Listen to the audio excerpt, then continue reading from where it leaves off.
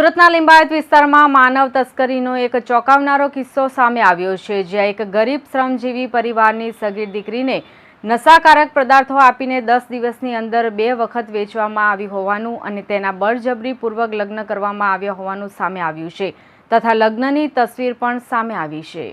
પોલીસે તાત્કાલિક કાર્યવાહી હાથ ધરીને પડોશી મહિલા સહિત 3 આરોપીની અટકાયત કરી છે। ત્યારે ફરઝાના નામની મહિલા વોન્ટેડ છે। આ સમગ્ર રેકેટનો પર્દાફાશ કરવાની દિશામાં આગળ તપાસ શરૂ કરી છે।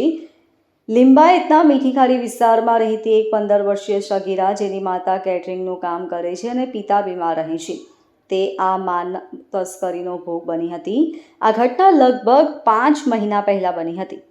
સગીરાના પડોશમાં રહેતી નૂરી વસીમ શેખ, જેનો પતિ વસીમ રિક્ષા ચલાવે છે, અને ફરઝાના નામની વોન્ટેડ મહિલા, આ ત્રણેય આરોપીઓએ સગીરાની માતાને લાલચ આપી કે તેઓ તેની દીકરીને લસકાણામાં કેટરિંગના કામમાં લઈ જશે। માતાને આ વાતની જાણ નહોતી કે આ એક કાવતરું છે। આરોપીઓએ માતાને માત્ર એટલું જ કહ્યું કે તેઓ 2-3 દિવસમાં પાછા આવી જશે। આરોપ છે કે આરોપીઓએ સગીરાને લસકાણા ખાતે લઈ ગયા હતા। ત્યાં સોએબ નામના એક વ્યક્તિ સાથે રાખવામાં આવી હતી। અહીં સગીરાને સતત નશામાં રાખવામાં આવતી હતી। આ ટોળકી તેને દિવસમાં 2 થી 3 વખત કોરેક્સ સિરપ જેવી નશાકારક કપ સિરપ પીવડાવતી હતી, જેથી તે ભાનમાં રહી શકે નહીં। આ નશાની હાલતમાં જ આરોપીઓએ સગીરાના બળજબરીપૂર્વક લગ્ન કરાવ્યા હતા। પોલીસ તપાસમાં જે વિગતો સામે આવી છે તે અત્યંત ગંભીર છે।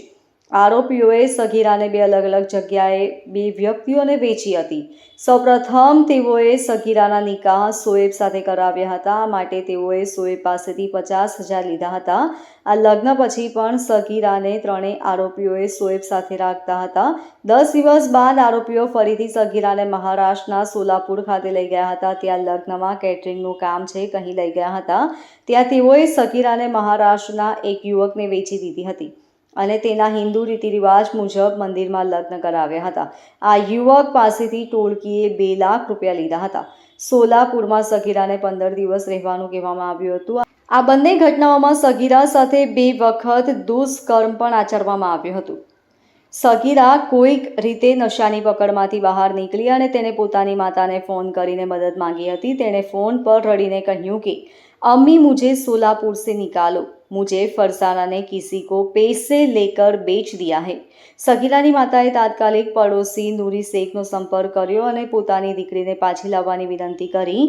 માતાના આગ્રહને કારણે આરોપીઓ સગીરાને સોલાપુરથી પાછી સુરત લઈ આવ્યા અને તેને છોડીને ભાગી ગયા હતા। સગીરાએ ઘરે પરત ફરીને પોતાની માતાને આ સમગ્ર આપવીતી જણાવી હતી। આ હિચકારી કૃત્ય વિશે જાણ થતાં જ સગીરાની માતાએ પોલીસનો સંપર્ક કર્યો હતો। આ ઘટનાની ગંભીરતાને ધ્યાનમાં લઈ લિંબાયત પોલીસે ત્વરિત કાર્યવાહી હાથ ધરી। ડીસીપી ડોક્ટર કાનન દેસાઈ તાત્કાલિક લિંબાયત પોલીસ મથકે પહોંચ્યા હતા અને તેમણે આ કેસમાં ઝડપી અને કડક કાર્યવાહીના આદેશ આપ્યા હતા। Police inspector N.K. કામળિયાના જણાવ્યા મુજબ પોલીસે તાત્કાલિક ત્રણેય આરોપીઓ નૂરી વસીમ શેખ, તેના પતિ વસીમ શેખ અને સોએબની અટકાયત કરી છે। ફરઝાના નામની મહિલા હજુ વોન્ટેડ છે। પોલીસ હાલ સગીરાના નિવેદનો લેવાની પ્રક્રિયા કરી રહી છે। પ્રાથમિક તપાસમાં પોલીસને જાણવા મળ્યું છે કે આ ટોળકી ત્રીજી વખત તેને વેચવાનો પ્લાન બનાવી રહ્યા હતા। લિંબાયત પોલીસ સ્ટેશનમાં વિસ્તારમાં રહેતી એક કિશોરીની માતાએ લિંબાયત પોસ્ટે ખાતે એક ફરિયાદ આપેલ છે કે પોતાની જે નાબાલિગ કિશોરી છે એને એની બાજુમાં રહેતા નૂરી શેખ, વસીમ શેખ અને ફરઝાના, આ ત્રણેય લોકોએ એને લલચાવી ફોસલાવી અને એક લસકાણામાં રહેતા સોએબ સાથે નિકાહ કરાવે છે। અહીં સોએબના ઘરે લસકાણા ખાતે નિકાહ કરવામાં આવેલ અને સોએબ પણ આ લોકો જાણતા હોવા છતાં કે નાબાલિગ છે, છતાં એની સાથે ત્યાં 3 દિવસ આ કિશોરીને રાખેલ છે અને ત્યાંથી પછી ફરીવાર આ લોકો જે આરોપીઓ છે એને ત્યાંથી લઈ અને મહારાષ્ટ્રના સોલાપુર ખાતે અને ફરીવાર એક વ્યક્તિ સાથે લગ્ન કરાવેલ હોવાની હકીકત ફરિયાદમાં જણાવેલ છે। હાલ પોલીસે આ સંબંધે વસીમ, નૂરી અને જે આ લગ્ન કરનાર છે સોએબ, એની ધરપકડ કરેલ છે। આ બાબતે ફરઝાના અને અન્ય જે એક ઇસમ છે જે સોલાપુરનું, એની ધરપકડ કરવાની બાકી છે। પોલીસ હાલ વિશેષ તપાસ કરી રહી છે। આ બાબતે બળાત્કાર અને પોક્સોની કલમો લગાવી અને ગુનો રજીસ્ટર કરવામાં આવેલ છે. આ લોકો કેવી રીતે લગ્ન કરાવતા? એ અહીંથી એને જે છોકરી છે એ કેટરિંગના કામ માટે અવારનવાર આ લોકો સાથે જતી હતી.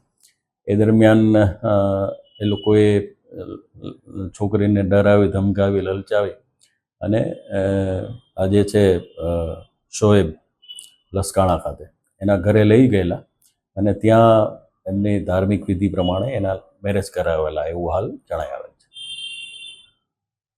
Bureau report LK star news, Surat.